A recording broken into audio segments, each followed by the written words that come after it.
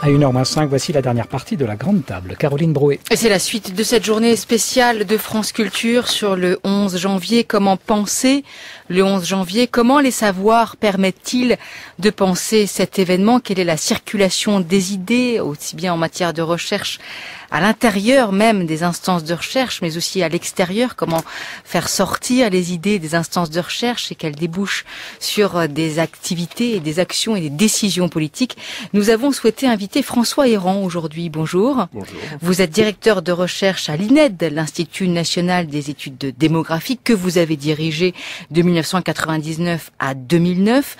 Vous êtes directeur du département des sciences humaines et sociales de l'Agence nationale de la recherche et vous avez écrit la préface de cette grande enquête de l'INED qu'elle a rendue publique vendredi et qu'il a été publié sous le titre Trajectoire et origine, enquête sur la diversité des populations en France, rendue publique et publiée par l'INED Édition, une enquête dirigée par Chris Bouchemin, Christelle Hamel et Patrick Simon, à laquelle a participé notre deuxième invité du jour, Myrna Safi. Bonjour. Bonjour. Vous êtes sociologue, vous êtes chargé de recherche à Sciences Po, vous êtes spécialiste de l'immigration, de l'intégration, de la discrimination et vous êtes notamment l'auteur des inégalités ethno-raciales à la découverte. On voit bien ce qui va nous occuper aujourd'hui, mais avant d'entrer dans le vif du sujet de cette trajectoire et origine, Théo, telle qu'elle a été reformulée avec ces chercheurs, j'aimerais avec vous, François Héran, que vous nous disiez un mot des recherches qui sont menées à l'Institut national d'études de démographie, et ce peut-être depuis un an. Cette enquête remonte à plus de 10 ans, on va y venir tout à l'heure, mais ce depuis un an. On se souvient notamment de l'appel à projet lancé par le président du CNRS, Alain Fuchs, qui faisait lui-même référence à une tribune qu'il avait signée dans un journal juste après Charlie. Après Charlie, quelle recherche? C'était le titre de sa tribune. Et puis dans cet appel qui date du 18 novembre, eh bien c'était vraiment un appel à projet. Il disait qu'il fallait, à proposition, il disait qu'il fallait que des propositions soient mises sur la table sur tous les sujets pouvant relever des questions posées à nos sociétés par les attentats et leurs conséquences, et ouvrant la voie à des solutions nouvelles, sociales, techniques, numériques. J'aimerais vous poser la même question en matière de démographie. Est-ce qu'à l'INED, vous qui avez dirigé cette maison, mais qui en êtes très très proche encore, et puis d'ailleurs au sein même de l'Agence nationale de la recherche, les choses ont bougé depuis un an? Alors, je voudrais d'abord dire qu'une grande enquête comme Théo, c'est pas seulement l'INED, c'est aussi l'INSEE. Tout à fait. Et c'est très important parce que il faut vraiment une solide alliance entre la statistique publique et la recherche publique pour que des enquêtes pareilles soient possibles. On ne le dit pas assez, et on a eu une collaboration vraiment extrêmement dense entre l'INSEE et l'INED. L'INSEE, c'est une direction du ministère des Finances qui fait la statistique publique, et l'INED, c'est un organisme de recherche indépendant qui dépend du ministère de la Recherche. C'est pas du tout le même statut, mais ils sont capables de travailler ensemble pour faire avancer notre connaissance, notamment de l'intégration, des discriminations, car ce sont les deux sujets fondamentaux. Alors, l'INED, comme tous les instituts de recherche, ont été invités. Alors, il y a eu le directeur du CNRS qui a pris cette initiative, mais auparavant déjà, l'Agence nationale de la recherche, et donc le département des sciences humaines et sociales dont je m'occupe, a été invité à lancer des appels sur les questions qui nous agitent. En réalité, il y a 2 ans déjà, j'avais introduit le thème de la radicalisation dans le programme, dans l'appel à projet de l'Agence nationale de la recherche. Pourquoi? Parce que j'ai vécu aux Pays-Bas en 2011, et aux Pays-Bas, dès 2011, c'était un grand sujet, avec une capacité pour les chercheurs universitaires de l'université de Leyde, d'Utrecht, etc., de travailler avec les spécialistes du ministère de l'Intérieur, par exemple. Le ministère lançait des appels d'offres auxquels répondaient les chercheurs. Et très vite, s'est posé la question de savoir qu'est-ce que c'est la radicalisation? Est-ce que le salafisme est quelque chose qui est une espèce de mouvement quiétiste qui protège contre la radicalisation, ou est-ce que c'est au contraire l'antichambre de la radicalisation? Les chercheurs des Pays-Bas, après 3 ou 4 ans, penchent plutôt pour la deuxième thèse. En France, des chercheurs comme ceux de l'UHESS, par exemple, comme Farhad Khosrow-Khavar, sont pas du tout sur cette ligne-là. Ils pensent au contraire que le salafisme est une protection contre la radicalisation. C'est un exemple de sujet sur lequel il y a encore beaucoup à apprendre. Il y a encore des recherches empiriques à mener. Ça peut être des enquêtes quantitatives, ça peut être des enquêtes qualitatives, ça peut être une analyse précise du numéro vert. Juste sur ce point, comment on fait pour rester dans la méthodologie? Comment on fait, par exemple, sur ce thème que vous venez de dire, sur le salafisme, protection ou antichambre des terroristes, comment on ferait une enquête là-dessus? À qui on s'adresse? Quelles questions on pose? Juste pour savoir comment vous travaillez. Là, ce sont typiquement des observations qualitatives, ce sont des méthodes de sociologie qualitative ou d'anthropologie. Ça consiste à accompagner des personnes, ça consiste à travailler avec les associations qui s'occupent de ces questions-là, qui se lancent dans les programmes de déradicalisation. Ça consiste à s'intéresser aux expériences étrangères, à faire de la comparaison internationale. Ça nous manque cruellement. Je pense que on a de plus en plus besoin de savoir ce qui se fait à l'étranger, même si les contextes, évidemment, sont extrêmement différents, parfois d'un pays à l'autre. Il y a aussi des points de convergence, il y a des enseignements. Si les Pays-Bas ont commencé 5 ans avant tout le monde, ou les Norvégiens, par exemple, travaillent là-dessus, eh bien, nous devrions aller y regarder de plus près. Voilà un peu, du point de vue de la méthode, ce qu'on pourrait faire. François Héran, vous parliez de la recherche en matière de radicalisation, par exemple, des études qui pourraient être faites ou qui sont déjà faites. Quand je reprends la lettre du président du CNRS, Alain Fuchs, lui, pointait le besoin de recherche sur le comportement humain, individuel et collectif, ainsi que sur les processus et les trajectoires de radicalisation, précisément. Et aussi, il l'appelait à soutenir les études sur l'islam. Est-ce que vous avez, en matière démographique, ou plus largement au sein de l'Agence nationale de la recherche, en dehors de cette question de la radicalisation, pointé, depuis un an, des manques en France ? Alors, il est certain qu'on manque de bons spécialistes de l'islam et des pays musulmans. D'abord, il faut avoir les compétences linguistiques nécessaires. Elles sont quand même pas très répandues. Il y a eu un recul des études arabes ou arabisantes en France.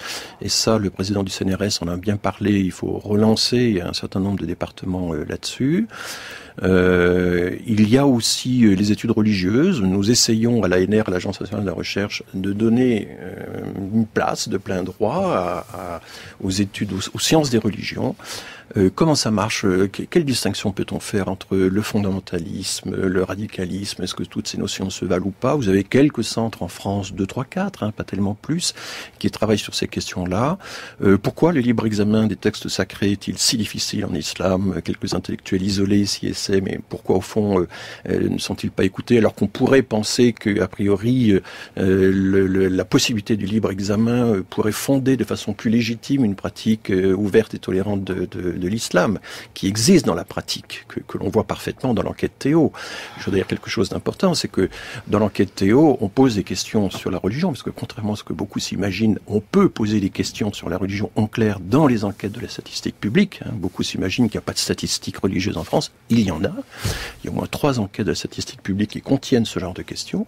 Et pour les musulmans, eh bien, on pose des questions sur un sentiment d'appartenance à une religion, mais c'est vrai aussi pour les catholiques, les protestants, les juifs, les bouddhistes, etc. Et ensuite, on demande, il y a une question sur la pratique, et il y a une question sur quelle est l'importance de la religion dans notre vie quotidienne. Parce qu'il s'est trouvé qu'au point de vue international, c'est ce genre de question qui, au fond, permet le plus facilement les comparaisons entre les religions, entre les pays.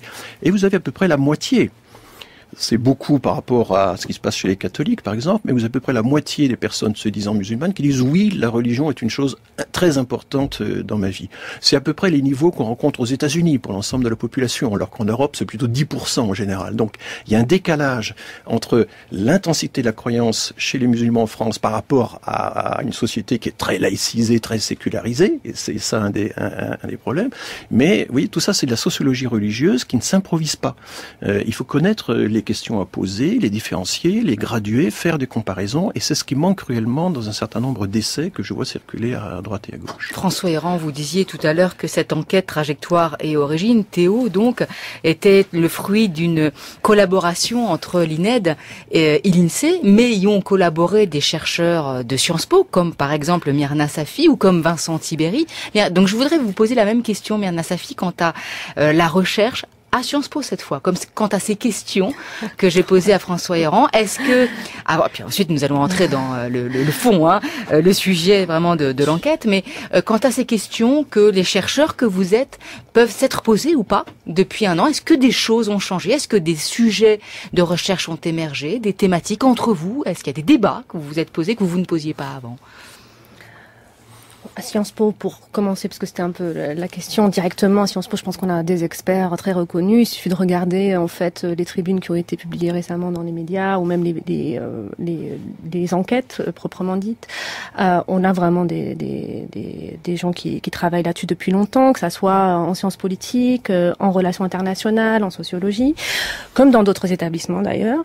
Je pense qu'effectivement, on est un petit peu secoué, d'abord comme citoyens, donc les chercheurs sont aussi des citoyens, donc de fait, ils se posent peut-être des questions autrement, ils refont eux-mêmes le bilan de comment ils ont contribué, etc. Donc effectivement, que les événements aient suscité une nouvelle dynamique, de nouvelles interrogations, c'est tout à fait compréhensible, que ça soit à Sciences Po ou ailleurs. Mais plus généralement, et pour dépasser un peu le cadre de Sciences Po, je pense que j'ai deux remarques un peu sur aussi les questionnements que ça soulève quant au rapport de la recherche à l'actualité, ou notamment à une actualité aussi spécifique, exceptionnelle, j'ai envie de dire. D'abord, une remarque sur la forme et une remarque sur le fond. C'est très bien, effectivement, de mettre en avant ou de faire une place importante à la recherche. On ne demande que ça, hein. Donc, parmi les acteurs qui sont au moins consultés, on va dire, pour dessiner les contours d'une politique publique sur ces questions, en tant qu'expert de la société française en général et de problèmes particuliers, comme par exemple les questions de radicalisation. Mais c'est vrai que moi, je ne peux que émettre quelques interrogations sur le contexte aussi. C'est-à-dire, moi, je me mets à la place de mes collègues aujourd'hui qui voudraient, qui se considèrent comme déjà assez formés pour travailler sur ces questions et qui voudraient répondre, par exemple, à des appels à projets spécifiques, et je me mets à leur place et j'avoue que j'éprouverai quand même quelques réticences quand on commence d'abord par nous dire du haut des autorités publiques que on peut pas expliquer, mais que la moindre explication serait excusée. Comment voulez-vous qu'on travaille vraiment sur ces questions de manière objective? Le deuxième point que j'ai envie aussi de soulever, c'est que il y a aussi une forme de frustration, c'est-à-dire qu'il y a des experts qui travaillent, encore une fois, peut-être pas de manière aussi spécifique que le cadrage actuel, hein, c'est-à-dire, mais qui travaillent sur des questions qui se rattachent à ces problématiques et qui se sentent frustrés parce qu'ils se disent aujourd'hui on nous dit venez nous expliquer ce qui se passe, mais pendant longtemps nous on explique quand même des choses. Par exemple, on a aujourd'hui une masse de données et d'évidence empirique assez importante sur les questions de discrimination en France. On a eu d'innombrables rapports sur ces questions. J'aimerais bien qu'on nous montre quand est-ce que les pouvoirs politiques ont écouté vraiment les chercheurs là-dessus. Donc voilà, on est un petit peu sur la forme assez frustrés.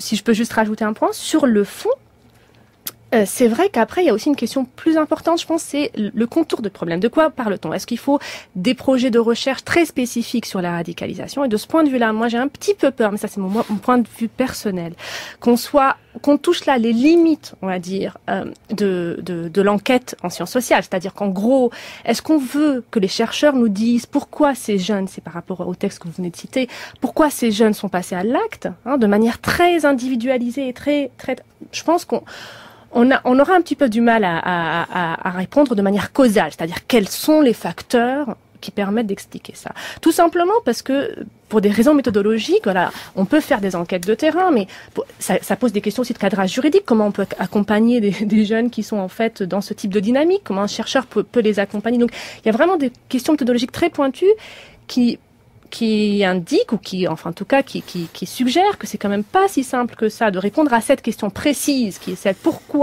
de comprendre pourquoi ces jeunes spécifiquement sont passés à l'acte. En revanche, alors la masse de problématiques qui se rattachent et qui nous permettent de dessiner les contours et les conditions en fait d'émergence de ce phénomène de violence en France est très très large et elle dépasse la question de la radicalisation. Elle est, comme vient de le dire François Héran, liée à la sociologie de la religion. Il y a beaucoup de choses quand même qui sont faites. Toute forme de fondamentalisme d'ailleurs, qui est étudiée aussi dans les sciences sociales. Les questions urbaines, les questions d'intégration et d'immigration, les questions de discrimination, d'inégalité. Donc voilà, quelques thématiques où il y a quand même des chercheurs qui ont des choses à dire, qui permettent. Donc on a besoin d'un bilan d'abord, je pense, hein, qui permet un petit peu de rassembler tous ces travaux issus de domaines assez différents, mais quand même qui permettent de tracer ce contour-là. Puis peut-être aussi s'interroger jusqu'où on peut aller dans l'enquête sur la radicalisation, répondre de manière très spécifique à cette question. François Héran. Oui, alors sur un point précis, eh bien la radicalisation fait partie des nombreux thèmes avec les discriminations qui sont inclus dans l'appel à projet lancé par l'Agence nationale de la recherche. Et je peux vous dire que les principaux laboratoires en France qui œuvrent dans ce domaine se sont portés candidats. Donc, et ce sont d'autres chercheurs qui vont évaluer ce sujet. Des chercheurs, en général, on essaie de les prendre soit dans des laboratoires, on doit les prendre dans des laboratoires complètement différents, mais aussi à l'étranger, dans les pays voisins ou les pays plus lointains. Et donc, les chercheurs eux-mêmes, une partie des chercheurs sont intéressés à être plus en prise avec l'actualité. Maintenant, c'est vrai que ce qu'on attend de la recherche, et Myrna, sa fille, a tout à fait raison, c'est du recul, c'est de la comparaison, c'est de la comparaison dans le temps et dans l'espace, et voilà. Donc, vous n'intéressez pas les politiques. Alors, si vous voulez, sur la question qui a été, qu'elle a évoquée, le Premier ministre disant, mais chercher à comprendre, c'est excuser, etc. Bon, là, je trouvais qu'il y a quelques jours, Bernard Lahire, qui est quand même un grand sociologue que français, nous avons reçu à la grande table fin décembre. Voilà, a fait une excellente tribune sur le sujet. Un livre même. Oui, chercher à comprendre, chercher à déceler tous les facteurs qui peuvent, tous les déterminants probabilistes évidemment au niveau individuel, c'est une autre affaire. Aristote déjà disait que l'individu est infini, donc on ne va pas expliquer l'individu. Mais quand on a des forces collectives très très inégales qui pèsent de façon très inégale sur les destinées, c'est normal qu'on cherche à les mesurer. Et là, je dois dire que depuis 25 ans, il y a eu un énorme progrès des travaux sur l'immigration, notamment grâce à toute une série de variables qu'on n'avait pas quand j'étais jeune et dont on dispose maintenant pour avancer dans les connaissances de l'intégration et des discriminations.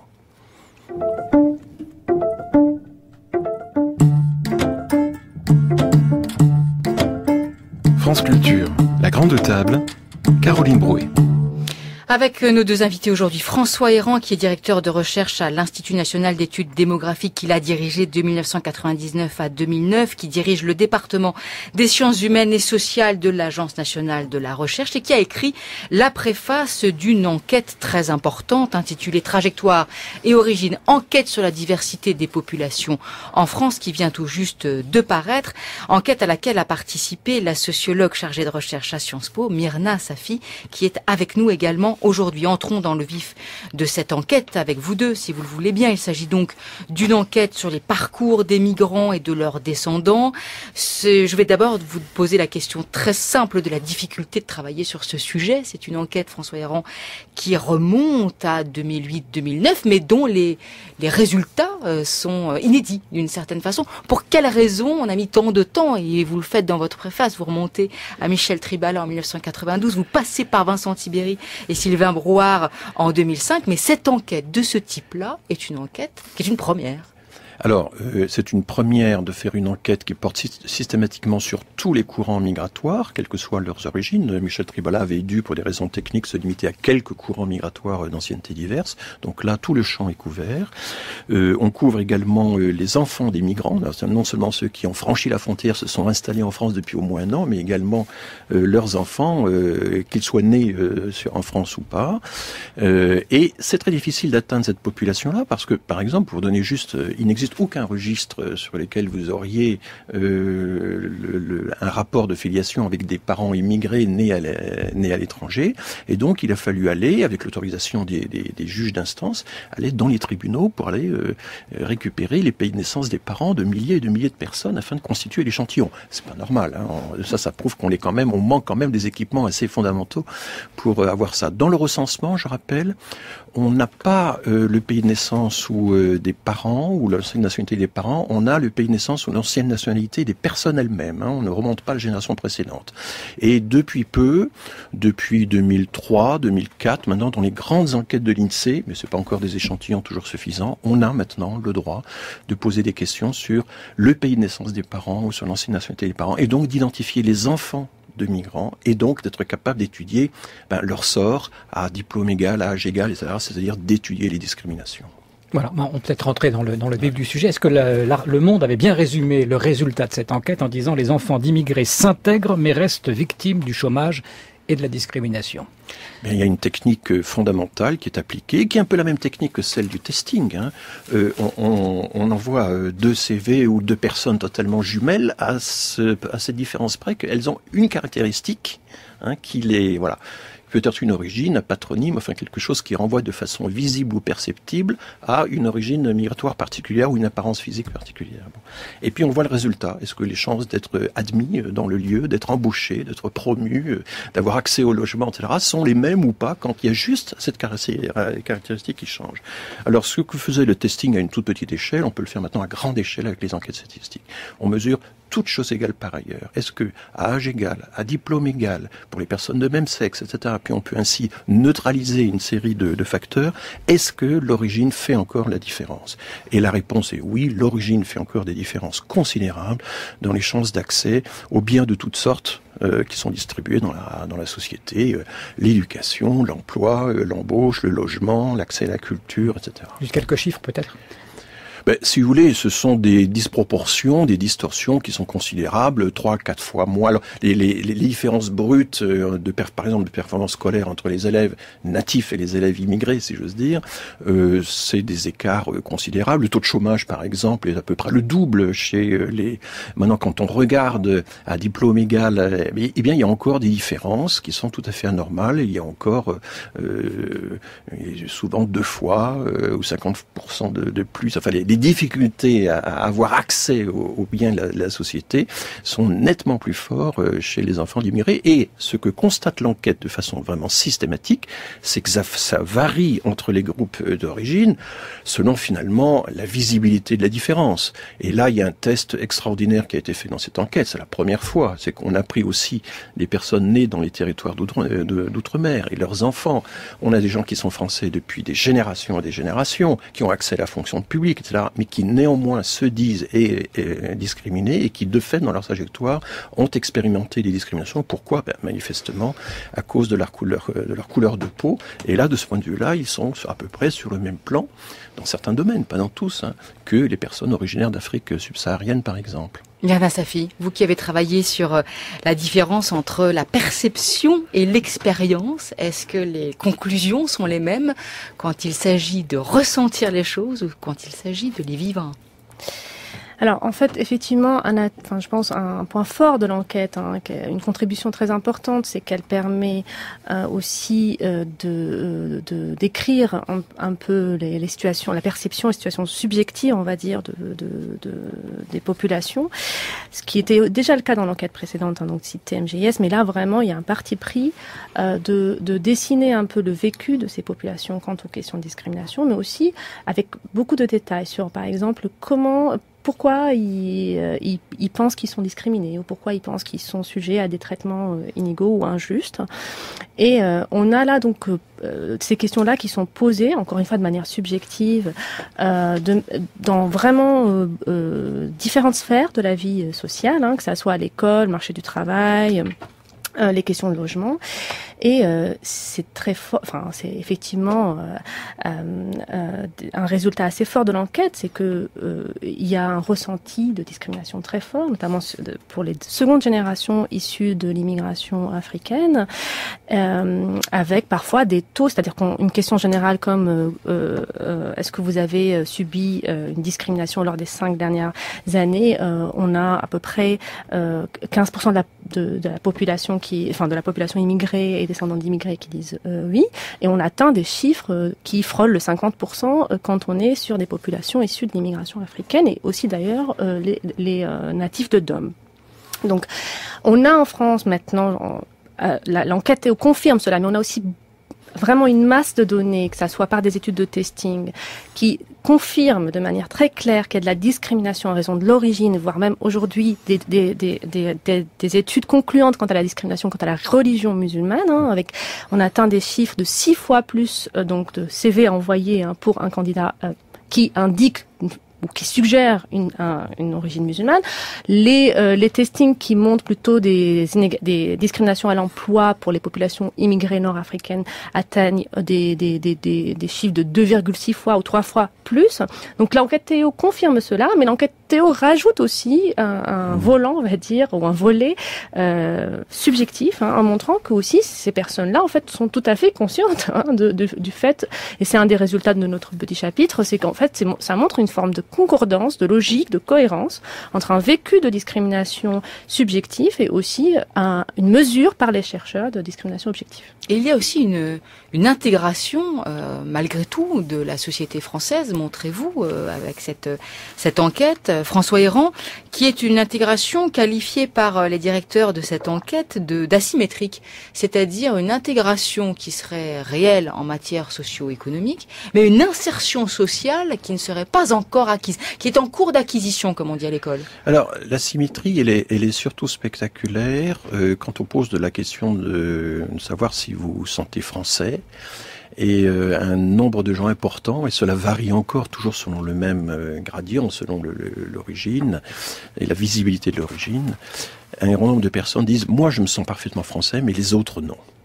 Et donc le déni de francité, c'est la formule utilisée par les auteurs de l'enquête, est mesurée de façon précise.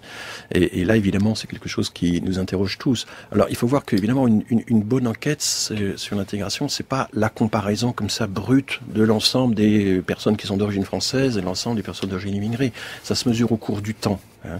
C'est-à-dire qu'il faut savoir si, à partir du moment où vous êtes entré en France, ou bien est-ce que peu à peu cette minorité va se rapprocher ou non de l'autre, de l'ensemble de la population, en termes de salaire, d'emploi, etc., de participation à la vie civique, enfin de toutes sortes de choses. Et alors ? Et avec le temps, oui, le rapprochement se fait. Par contre, et donc plus les années passent, plus effectivement le rapprochement se fait. Et ceci d'ailleurs est vérifié par une autre enquête qui est faite au ministère de l'Intérieur, ELIPA, qui est une enquête longitudinale sur les personnes qui ont reçu un titre de séjour en 2009 et qu'on suit d'année en année, on les voit d'année en année parler de plus en plus le français, se sentir de plus en plus française, etc. Un paradoxe là-dedans, parce que si c'est une question simplement de visibilité, on pourrait penser que ça ne change pas avec la nature de la personne, la façon dont elle s'est intégrée ou pas. Si vous voulez, le problème qui est pointé vraiment par les auteurs de l'enquête, enfin, et Myrna va développer, c'est que à la deuxième génération, le sentiment d'être discriminé, notamment parmi les fils, c'est pas seulement beaucoup plus que les filles d'ailleurs de maghrébins par exemple, est très fort. Et là, il faut bien comprendre pourquoi. La génération des parents, elle sait qu'elle a amélioré son sort en migrant. Elle ne le nie pas, ça a été très dur, elle a été un peu invisible, il se levait à 5 heures du matin pour aller travailler dans des usines que personne ne voyait, ça c'était les années 60-70. La seconde génération, elle est visible et elle n'a aucune, on ne voit pas pourquoi, elle prendrait comme référence le pays d'origine des parents. Ce que la génération prend comme référence de comparaison, ce sont leurs camarades de même âge, c'est la génération du même âge née en France. Et là, cette comparaison évidemment déclenche des frustrations et une perception de discrimination qui est très forte. Et comme le disait Myrna, c'est vraiment un des grands apports de l'enquête Théo de montrer que les discriminations objectives vraiment varient de la même façon que les discriminations ressenties. Et d'ailleurs, les discriminations ressenties à plusieurs niveaux. Un discours général sur la discrimination, une réponse à une question très générale, avez-vous été discriminé? Et un discours très circonstancié qui demande si on a eu telle ou telle expérience, de relater des expériences dans des domaines très précis. Donc que ce soit la discrimination objective, c'est-à-dire des trajectoires interrompues, anormalement infléchies, ou les expériences précises ou générales, tout ceci concorde. Et on a même tendance, les personnes ont un peu tendance même à sous-estimer les discriminations qu'elles ont pu ressentir objectivement dans leur trajectoire. Et vous n'avez pas été gênés les uns les autres. Alors 22 chercheurs ont travaillé sur cette enquête qui a porté sur 8300 immigrés issus de 7 vagues d'entrées successives comparées à celles de 8200 de leurs descendants et à des Français sans ascendance étrangère. Vous disiez tout à l'heure, Myrna Safi, que l'enquête portait en particulier sur la représentation et sur la perception, sur l'expérience et sur la perception, sur de auto-déclaratif. Quelle valeur vous avez accordée à ce subjectif, à cette subjectivité des réponses? Est-ce que vous n'avez jamais été gêné par le fait que ces réponses subjectives pourraient ne pas déceler une réelle réalité, disons? Oui, c'est une question assez importante, mais c'est vrai que il faut présenter en sciences sociales, on présente les choses comme elles sont, c'est-à-dire qu'on sait bien distinguer quand même ce qui est subjectif, ce qui est objectif, mais on ne peut pas travailler sur la société uniquement par des mesures froides, on va dire, que on considère comme étant la seule vraie, parce qu'il n'y a pas de vérité absolue en sciences sociales. Parfois, il y a des vrais écarts entre les vérités et la perception des gens. la perception de la population très importante. Un exemple que François Héran connaît très bien, quand on interroge les Français sur le nombre d'immigrés en France, leur perception est très très très importante par rapport à la réalité. C'est le cas. C'est pour ça que là, les conclusions objectives et les conclusions subjectives se rencontrent, et c'est l'un des apports principaux. C'est ce que je voudrais dire, c'est que c'est justement un des grands intérêts de l'enquête, c'est de ne pas tomber dans le simple recueil des impressions subjectives.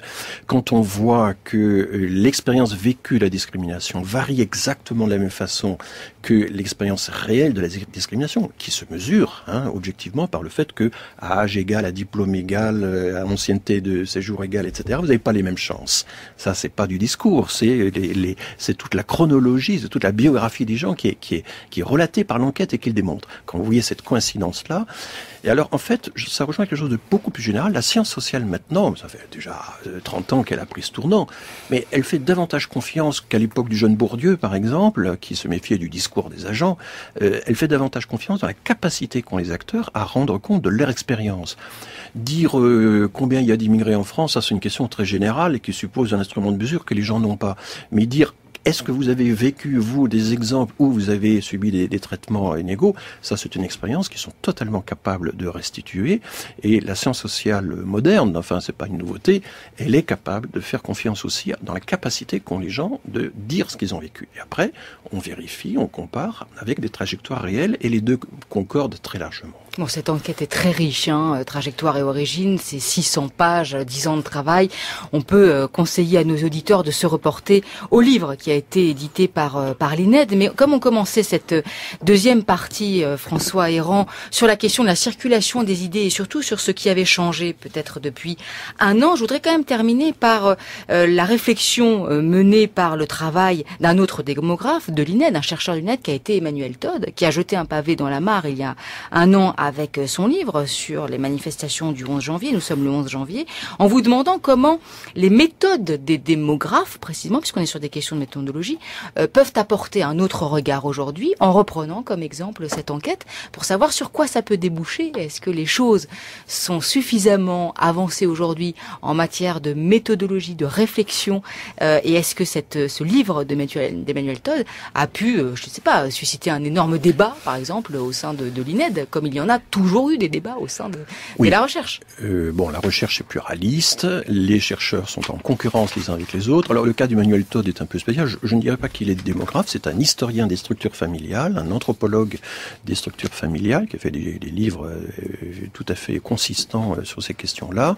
La démographie, c'est autre chose, c'est quand même toute une série de techniques particulières pour essayer de montrer comment les comportements de fécondité, de nuptialité, de mortalité, et la méthode démographique, ça consiste à suivre des populations au cours du temps, ou bien à les interroger maintenant en leur demandant de reconstituer toute leur trajectoire.